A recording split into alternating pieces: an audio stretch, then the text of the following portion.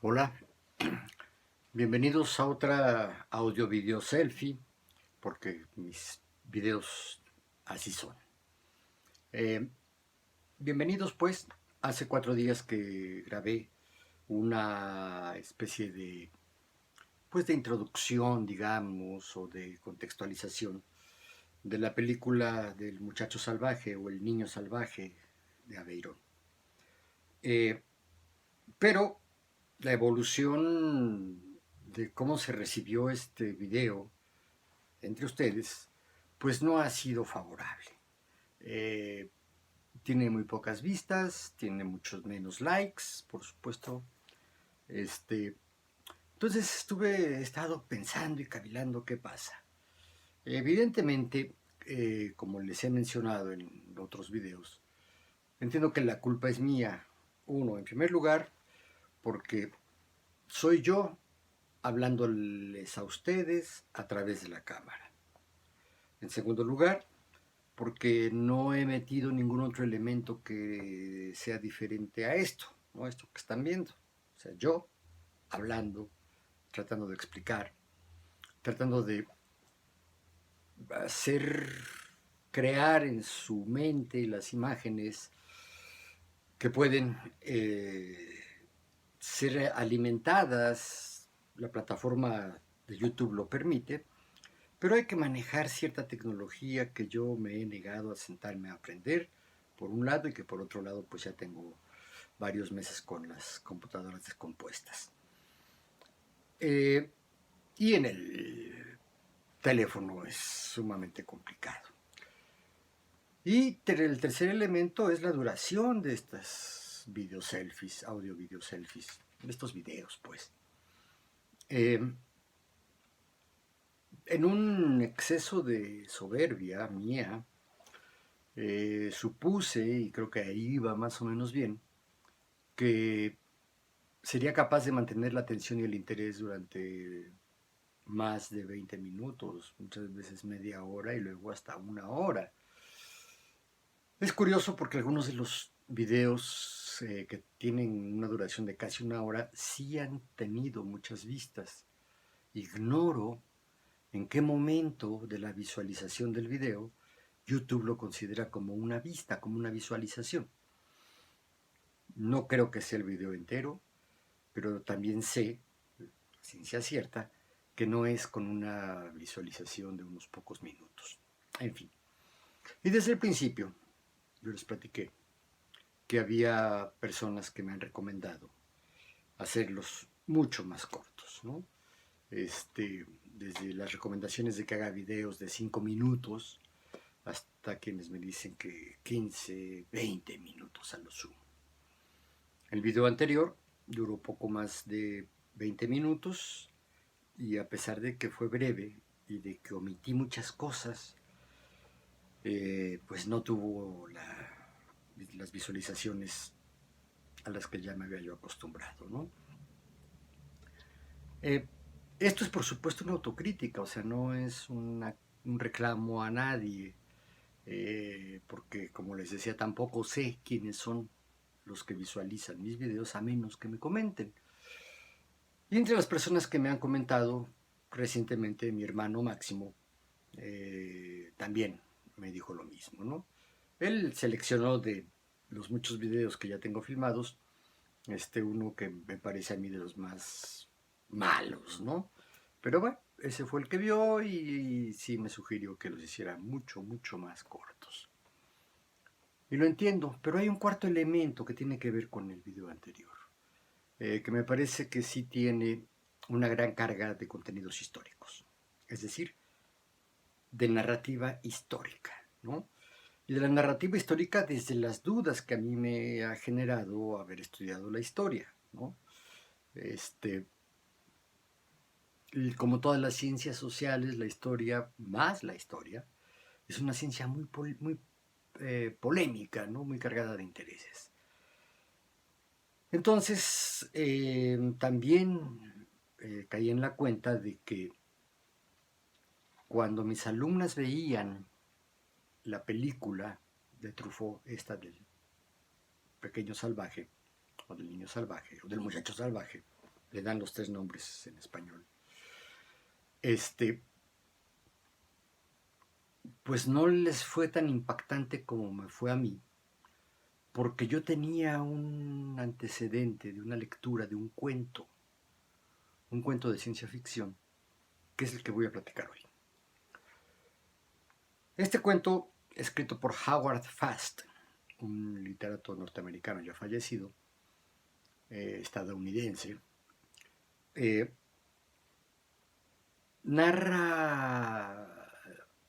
construye una ficción a partir de una hipótesis evolucionista, no tanto histórica, sino evolucionista. Rápidamente, la historia es la narración del devenir de las sociedades. Y es el mismo devenir, se le llama historia tanto a lo que sucedió como a lo que se narra de lo que sucedió. Algunos le han preferido llamar historiografía a la narrativa de la historia, y la historia hablar como los hechos ya acaecidos, ¿no? Y la evolución, por su lado, pues no es un asunto de la historia. Claro, tiene su propia historia, tiene su propio pasado y su propia narrativa del pasado, la evolución. Desde que el máximo exponente del evolucionismo, Carlos Darwin, escribió sus muchas obras, la más famosa es la del origen de las especies, y la cual ha sido muy mal interpretada, que se dice que el ser humano viene de los changos, viene de los monos y que bajó de los árboles. No, es una historia muy larga. Y está sustentada esta teoría en las mutaciones genéticas. Ya Darwin hablaba de esto. Dice, si un ejemplar de una especie nace con una mutación que le permite adaptarse mejor a su ambiente y por lo tanto alimentarse mejor y por lo tanto vivir más años, pues tendrá más tiempo que los miembros de la especie anterior, la que no tenga las mutaciones. El mutante tiene más probabilidades de reproducirse y tal vez de competir con la especie no mutante por el mismo hábitat y por el mismo alimento.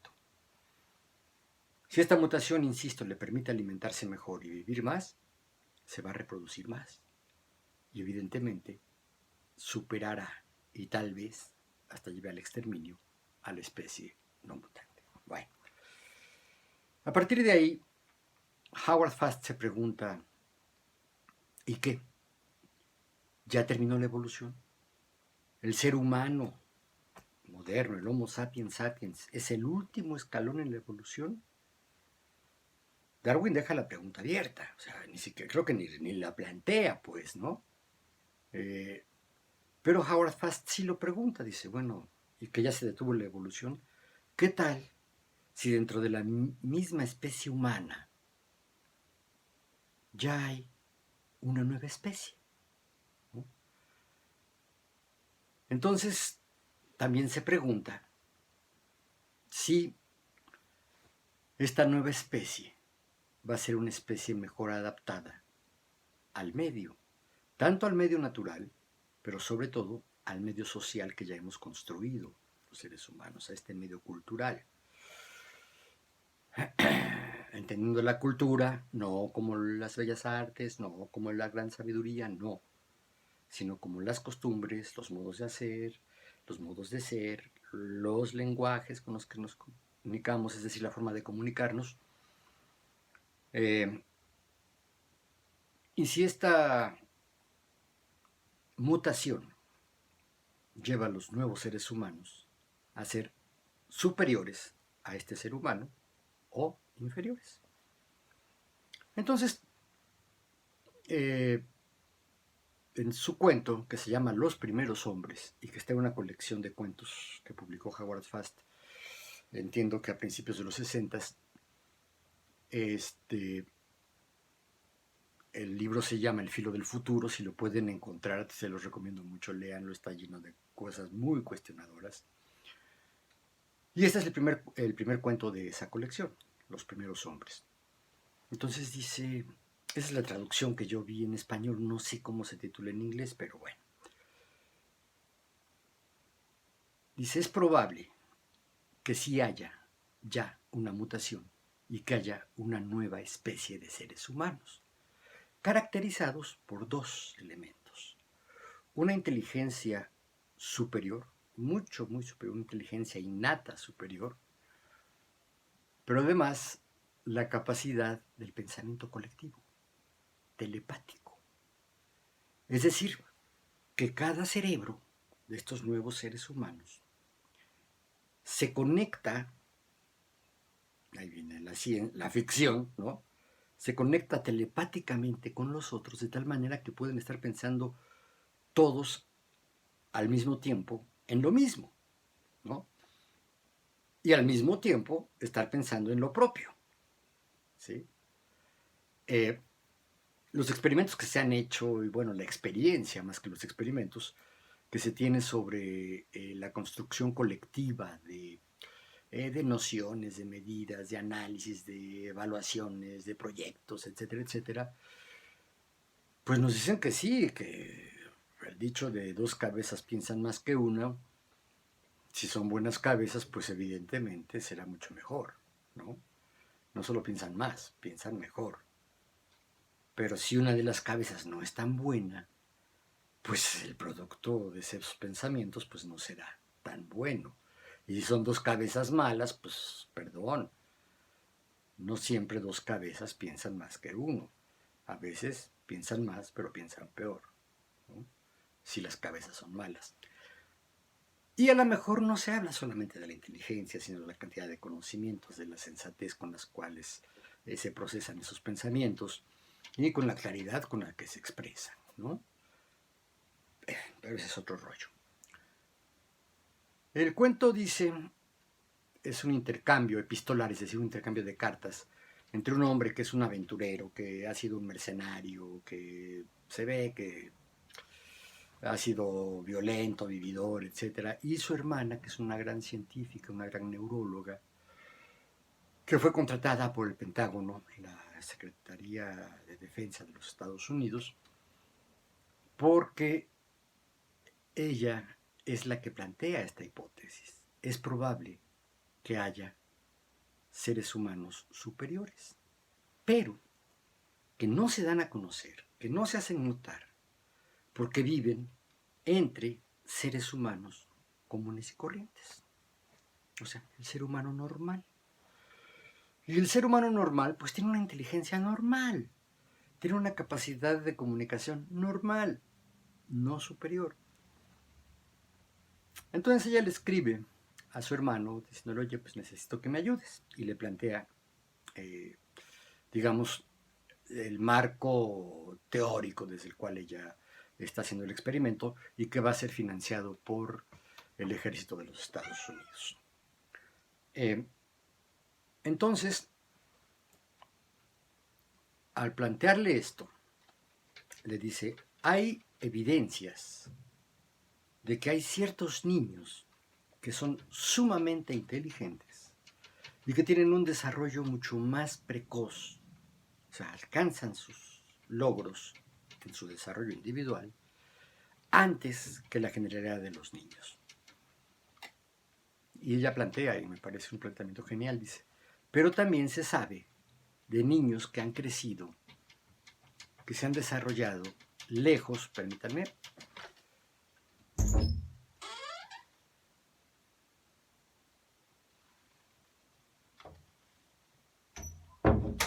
no solo lejos, sino aislados de los seres humanos normales. Entonces le habla de varios casos, ¿no? Y en particular el caso de unas gemelitas, creo que eran, que se encontraron en la India cuando tenían más o menos 7 años de edad y que habían sido criadas por lobos y se encontraron que hasta físicamente se parecían a los lobos. Estaban muy acostumbradas a caminar en 4 patas, ¿no? Tenían la piel con mucha mayor vellosidad que los niños normales, ¿no? No alcanzaban la pelambre de un lobo, pero se habían desarrollado. Tenían las manos engarruñadas, ¿no? Y ya con unas callosidades enormes, ¿no? Que funcionaban como los cojinetes que tienen gatos y perros en las patitas. y que además sus cuerdas vocales no se habían desarrollado sino para emitir gruñidos, aullidos, gemidos, ¿no? De llanto. Y las encontraron vivas. Tuvieron que matar, entiendo, a muchos de los lobos que defendieron a estas como si fueran sus crías, ¿no? Y se las llevaron a la civilización y las metieron en un hospital, algo así, tratando de enseñarles las costumbres humanas, ¿no? Cómo vivir en la sociedad. No detalla más, pero dice que estas niñas nunca adquirieron conductas humanas. Ni conductas, ni pensamiento, ni comunicación, ni siquiera pudieron enderezarse, como sí sucedió con el niño de Aveirón, con Víctor de Aveirón. Entonces dice, y también refiere a una estadística que parece ser una estadística real, de la cantidad de problemas que tienen los niños superdotados. Los niños superdotados no son felices. ¿Por qué no? Porque la sociedad humana no entiende, la sociedad común no entiende a los superdotados. Hay casos que son así como garbanzos de al libro, casos de Einstein, por ejemplo, ¿no? Ya les he narrado la anécdota, pueden leer en cualquier biografía, por más chiquita que sea, de Einstein, de Albert Einstein,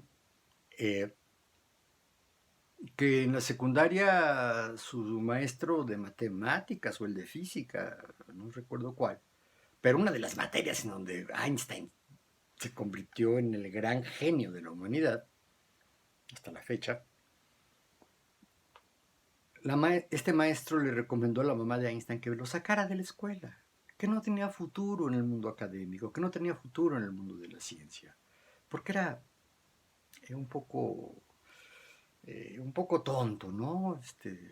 Retrasado mental, deficiente mental, llámenle como quieran, discapacitado intelectual, pues.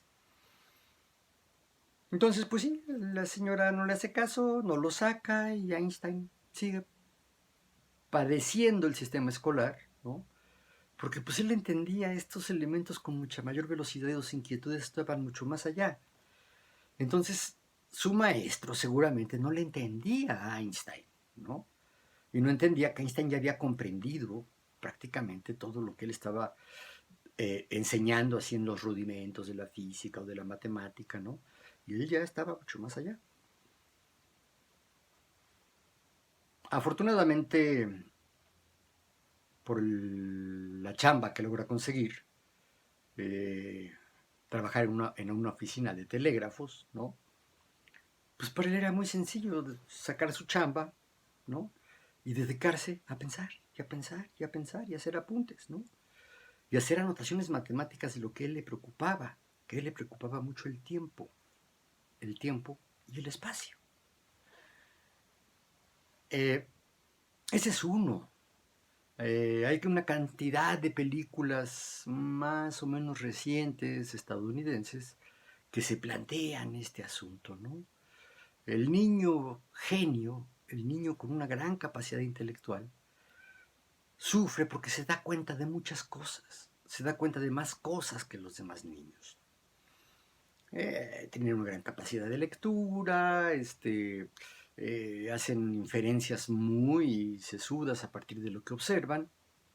Entonces, pues son niños que sufren. Y esto los lleva a tener problemas de conducta, problemas de adaptación, por supuesto, problemas de evasión a través de alcohol, a través de drogas, y muchos de ellos se suicidan a edades tempranas, ¿no? Es decir, no logran explotar sus habilidades intelectuales. Todo esto está montado sobre la idea de que la cualidad más humana, ¿no?, es el raciocinio, cosa con la que yo no estoy tan de acuerdo, no lo descalifico, ¿no? Pero se sabe pues que el raciocinio también es producto de la socialización. Pero estos niños tienen problemas con su socialización. El niño superdotado tiene problemas, es el al que le hacen bullying porque no es fuerte, porque no es guapo, porque no baila, porque no se ríe de cualquier bobada, ¿no? O sea, más bien casi todo le parecen bobadas, ¿no? En fin. Entonces, estoy hablando de la carta que esta científica le manda a su hermano para pedirle una colaboración. Dice, hay evidencias de muchos niños que pueden ser niños genios. El problema es que cuando el niño ya desarrolla el habla, por ahí después de los 2 años, alrededor de los 2 años, poquito antes, poquito después, y ya controla esfínteres, ¿no? Y ya empieza a adoptar las conductas bien vistas por la sociedad adulta y que les inculcan como educación bien intencionada sus padres, sus maestros, la escuela, todo, pues este niño empieza ya a, digamos, a perder las capacidades individuales con las que nació. Pero que afortunadamente ella ya había detectado a un lingüista, aquí pues, también es ficción esto, que ya había hecho una prueba, diseñado una prueba, con la cual podían detectar que un niño era genio antes de la adquisición del lenguaje. Dice, tiene que ser antes del año de edad, porque ya después el niño ya empieza a incorporar los elementos de su sociedad, y si la sociedad es un término medio, es una sociedad normal, es decir, término medio, ¿no? Pues el niño ya no nos sirve para lo que queremos, ¿no? Y esto les interesó tanto a los del Pentágono que me dieron carta libre para hacer el experimento. Juntar 200 de estos niños, ¿no? Y educarlos de una manera diferente, aislados del resto de la sociedad. Constituir con ellos y un grupo pues, de maestros, de mentores, de cuidadores, que tenían como principios básicos uno, no mentirles, no alimentar las fantasías, sino darles una educación muy realista, ¿no? Eh, Tratarlos con mucho afecto, con mucho cariño, pero no con un exceso de mimos, sino darles ciertas disciplinas, ¿no? Sobre todo para su autocuidado y para el cuidado del medio en el que estaban, es decir, del pequeño campus, de la pequeña escuela donde se los llevaron a vivir, ¿no? Y entonces necesito 200 de esos niños y creo que tú me los puedes conseguir. Yo te voy a decir quiénes, en dónde, y tienes todo el apoyo del gobierno de los Estados Unidos para hacerte de esos niños. Adóptalos, cómpralos, róbatelos. Si es necesario matar a los papás, vas a tener con qué y con quién. Ay, al tipo le encanta la misión, ¿no? Entonces va por el mundo consiguiendo estos niños hasta que sí logra juntar los 200. Y la hermana le va escribiendo de los avances en el experimento. Y bueno, ahí viene la parte más increíble, digamos, de la ficción esta, ¿no? Porque refiere, si no mal recuerdo, que aprendieron a hablar muy pronto. Aprendieron a hablar en inglés, que era el idioma en el que les hablaban los adultos, pero además desarrollaron un lenguaje propio. Y de pronto se dieron cuenta de que ya no hablaban entre ellos, o que hablaban muy poquito. Tanto en el idioma que ellos mismos, en el dialecto, digamos, que estos mismos niños desarrollaron, desde que tenían 2 o 3 años de edad, eh, y no dejaban de comunicarse con los adultos, y vivían muy pacíficamente. Entonces la mujer sigue haciendo sus experimentos, y se da cuenta que de pronto los niños se comunicaban telepáticamente. No tenían necesidad de hablar, ni de hacerse señas, ni siquiera de estar cerca, ¿no? Para estar de acuerdo en cosas. Después se da cuenta de que desarrollan la telequinesis, es decir, la capacidad de mover a distancia los objetos nada más con la capacidad de su mente, ¿no? Entonces dice, sí, se confirma. estos niños son el suprahumano. Y entonces se confirma la tesis. Si el ser humano normal vive entre suprahumanos, este ser humano normal se convierte en un subnormal. Si el nuevo ser, que también es un ser social, es más social que nosotros y mucho más cerebral, digamos, ¿no? Vive en un medio normal, en un nivel medio, ¿no? En un ambiente medio, se echa a perder, ¿no? De ahí esta estadística de las terribles formas de vida que tienen los niños geniales en la sociedad normal, ¿no? Entonces dice que de repente los niños hablan con sus maestros, con ella y con algunos maestros selectos, para explicarles que ellos ya saben, porque ya pueden leer la mente de todo el mundo que está cerca, saben que están siendo utilizados como un experimento bélico y que ellos no están de acuerdo con eso. Entonces que lo que van a hacer es mover el tiempo de su espacio una fracción de segundo, de tal manera que desaparezca del presente de los seres humanos. De esto se entera el aventurero mucho tiempo después, porque de pronto la mujer le deja de mandar cartas.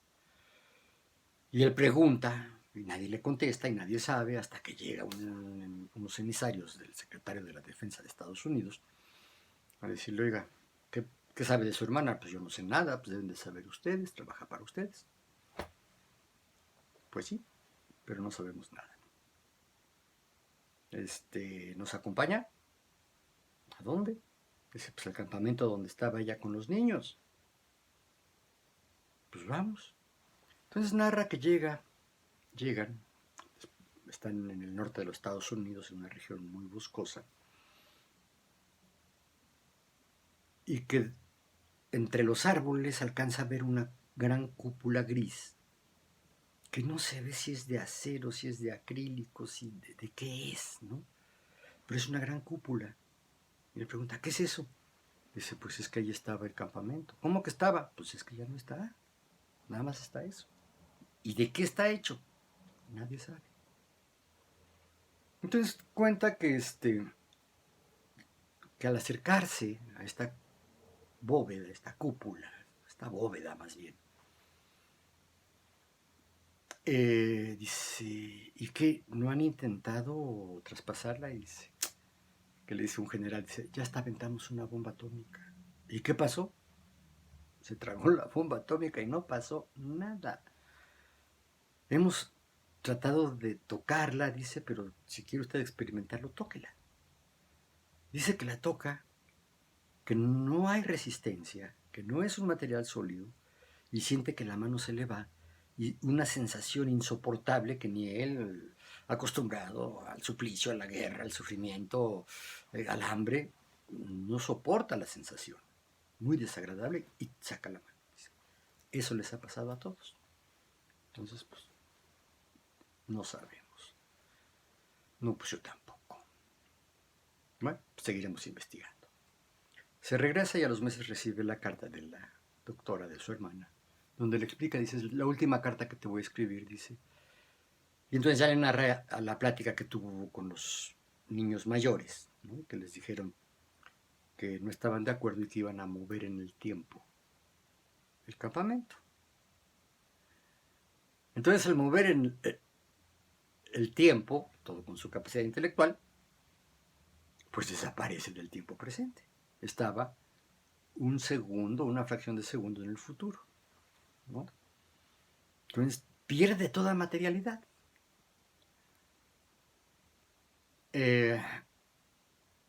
Y ahí termina el cuento. Tiene otro fin, pero no me acuerdo ya. Pero esta parte, ¿no? Que tiene que ver con la evolución, que tiene que ver con lo que nos hace humanos, y por supuesto tiene que ver con la historia de la humanidad. Esta es una historia de ciencia ficción, como casi toda la historia de ciencia ficción, está planteada en un futuro indeterminado. Pero aquí Howard Fast juega con el futuro del futuro, ¿no? Pero la hipótesis ahí está, ¿no? De verdad hay niños que traen otro chip. Esto que se habla de los niños índigo, por ejemplo, ¿es real? ¿No es real? El cuestionamiento que hace a la educación en general y en particular a la educación escolar es brutal, ¿no? No sirve, ¿no? Te dan conocimientos para que vayas aprobando grados y puedas terminar ejerciendo una profesión que está ya súper bien establecida por el Estado, por la iniciativa privada, a veces por algunas comunidades, eh, por organizaciones sociales, ¿no? Pero están hechas a la medida del ser humano actual. ¿Qué tal si ya superamos eso? ¿Y qué es lo que dice el niño de Aveyron? Tanto la película de François Truffaut como los escritos del doctor Itard, que son escritos muy seguidos por María Montessori. María Montessori sigue mucho la línea educativa que fue construyendo Itard con el experimento de 9 meses que tuvo con el niño de Aveyron. Esto yo no lo sabía, yo lo averigué hace poquito que estaba viendo los muchos comentarios que hay sobre la película en internet. Búsquenle, van a encontrar, híjole, cantidad de cosas, ¿no? Pero resulta que sí, que no solo fue un médico apasionado de la educación, sino que fue un médico que sentó raíces para la pedagogía contemporánea. Unas palabras sobre la señora Montessori y su sistema educativo. Es un sistema educativo muy libertario, ¿no? Que desde chiquitititos a los niños los enseña a responsabilizarse, no a partir de las órdenes que se les den, sino de la explicación de la conveniencia de tener comportamientos, digamos, cívicos, socialmente bien vistos. Y no porque sean bien vistos, sino porque hacen bien al otro. No exime del conflicto, ¿no? Es legendaria esta historia de que en un grupo Montessori, en una escuela Montessori, cuando hay un pleito entre niños, pues los adultos intervienen nada más para decir, bueno, resuelvan su conflicto, ¿no? Si no lo pueden resolver y quieren llegar a los golpes, les ponen sus guantes de box, los ponen a pelear, tiro derecho, uno a uno. Yo conocí, bueno, conozco hasta la fecha, pues, eh, a gente que estudió preescolar, primaria y tal vez hasta secundaria Montessori, y créanme que son los mejores seres humanos que he conocido. Son inteligentes, tienen buenos hábitos, tienen buenas conductas, son muy gentiles. Y esto es en lo que deriva el enfoque educativo de Itard. Más que a la educación especial, porque la educación especial, sobre todo si se piensa en la educación especial como el sistema escolar dedicado a los niños con discapacidad, híjole, que me perdonen mis exalumnas que están muy integradas a las escuelas de educación especial, que traen la camiseta de la educación especial escolar bien puesta y que la sudan seriamente. Digo que me perdonen porque yo soy de los que pienso que la educación especial, al menos en este país, sé de otros, pero no mucho, pero en este país está frita. Desde el nombre, ¿no? ¿Por qué especial? Si es especial, pues no tendría por qué seguir los cánones regulares, ¿o sí? Pero hay un problema, ¿no?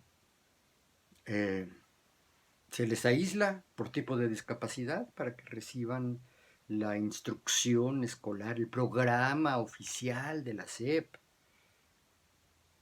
de acuerdo a sus capacidades. Yo creo que no va por ahí. Yo insisto, yo creo que si tienen que estar en un espacio adecuado para evitar el bullying, para que no tengan que competir con los niños normales, que ya dije que lo normal es el término medio, es decir, lo mediocre, la verdad, yo no me ofendo, ¿no? Yo me he definido durante mucho tiempo como un gran mediocre, ¿no? Jugando con las palabras, ¿no? Y con las ideas. No tiene nada de malo, es a lo que aspiramos todos, ¿no? Normal, pues sí, término medio, por lo tanto, mediocre. Lo otro es la aspiración a la excelencia. Pero esta es una aspiración que como aspiración es muy mediocre porque todo el mundo lo desea. Ajá. Entonces también es término medio. Y las posibilidades de realización de esa excelencia son sumamente reducidas para el grueso de la población. Y por supuesto para los pequeños con alguna discapacidad. Pero ¿qué tal si en lugar de trabajar el programa escolar oficial en una escuela para sordos, en una escuela para ciegos, en una escuela para paralíticos cerebrales, en una escuela para muy grandotes, para muy chiquitos, para albinos, para gordos, para flacos? Estoy hablando de distintas discapacidades, ¿no? No reconocidas oficialmente. Yo creo que se empezaría a generar algo que le hace falta a la población con discapacidad y a sus cuidadores, ¿no? ¿Qué les hace falta? Sistematizar, o sea, desarrollar, sistematizar, promover y, si es necesario, imponer la cultura de cada uno de estos grupos discapacitados. Cuando hablo de cultura aquí, hablo de formas de conocimiento, de formas de acción, de formas de conducta, pero también de una forma de prestigiar, de darle prestigio, para que cuando, en lugar de decirle cieguito al invidente y que se sienta como una ofensa, pues que se sienta como un cariño y hasta como un elogio, ¿no? Yo tuve alumnas sordas, que qué bárbaras, ¿no? Qué manera de llegar al nivel superior de la enseñanza, qué manera de sobrevivir a ella, qué manera de egresar de ella sin haber oído, cuando todavía el grueso de los mensajes siguen siendo auditivos o visuales, ¿no? Los ciegos. Ya les platiqué en la Escuela Normal de Especialización, donde se forman los maestros para la educación especial. Es una escuela que expulsa a los alumnos ciegos. No los expulsa así secamente, ¿no? Sino que los maestros pues, simplemente les aplican el mismo nivel de rigor que a los alumnos normales y terminan por sacarlos, porque el reglamento es muy rudo en ese sentido, en las normales, ¿no? Si tú repruebas 2 materias, puedes pasar al siguiente semestre. Pero tienes ese semestre para acreditar por lo menos una de ellas. Si no acreditas las 2, te dan de baja temporal. Si repruebas 4 materias de 6, ¿son 6? No, son más. Si repruebas 4 materias, te dan de baja automáticamente, ¿no? Entonces por ahí era como expulsaban a muchos ciegos, a muchos sordos, a muchas personas con problemas motrices, ¿no? Y evidentemente las personas con discapacidad intelectual simple y sencillamente no llegaban. ¿Por qué? Porque la escuela está basada en una idea del intelecto como la acumulación de información y la capacidad de dar respuesta a exámenes. Cuando yo veo al niño de Aveirón, pues, me revive el recuerdo de este cuento que me pareció maravilloso porque está poniendo en duda qué es el ser humano, qué es lo humano del ser humano, qué es lo que está más allá de su organicidad. ¿Sí realmente es el intelecto? Howard Fast dice que sí, pero que es un intelecto que tiene impacto en la socialización y en la modificación de las relaciones sociales, de las interacciones sociales. Y esto es posible cuando los niños se aíslan de la sociedad normal. Y de pronto, los sistemas de educación especial lo que pretenden, bajo distintos nombres, ¿no? Hoy están en pugna integración o inclusión. ¿Integración a qué? ¿Inclusión en qué? Pues en la sociedad normal, ¿no? Y uno dice, ay, ¿en serio? Y ahora que queremos volver a la normalidad, también uno se pregunta, ¿en serio vamos a volver a la normalidad? Sí, no hay de otra, vamos a volver a una normalidad, a la normalidad tal vez con ciertas diferencias de lo anterior, pero aquí es donde la resiliencia, que también es un concepto de moda en educación especial y en la psicología, pues actúa en contra. Porque si los humanos somos resilientes, vamos a salir de esta crisis del COVID, vamos a sobrevivir y como dice el término resiliencia en la metalurgia, que es de donde viene el término, vamos a volver a nuestras formas originales y vamos a ejercer nuestra capacidad de olvido, porque la buena memoria, decía Ríos, lo digo yo también, olvida lo que no le conviene. Entonces, pues eso de que vamos a salir de aquí con nuevos hábitos y más solidarios y más humanos, yo lo dudo mucho. Creo que vamos a volver a la vieja normalidad y hay que pegarle, ahí hay que darle. En fin, eh, me propuse hacer un video corto, vean que no puedo. Esto partido en pedacitos, híjole, se desmenuza y creo que no llega muy lejos. En los hechos, pues, les sigo apostando a que lo que planteo y cómo lo planteo sea lo suficientemente interesante para que ustedes lleguen hasta este minuto 41 con 30 segundos para decir que si me vieron. Si me pueden comentar, coméntenme. Si me le pueden poner un like, pónganlo por favor. Si no, pues ni modo, yo seguiré en esto hasta que me aburra. Bye.